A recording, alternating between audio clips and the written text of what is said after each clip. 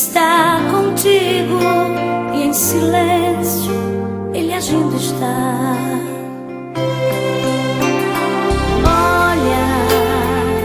Olha para Cristo, Ele é invencível, servo seu só faz triunfar, triunfar. Ele é Deus e outro igual não há, não há.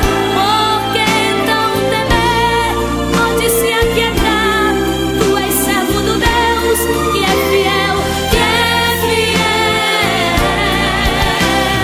Pode até o inferno se levantar, pode alguém te caluniar, mesmo assim não irá conseguir impedir a vitória que Deus tem pra te dar.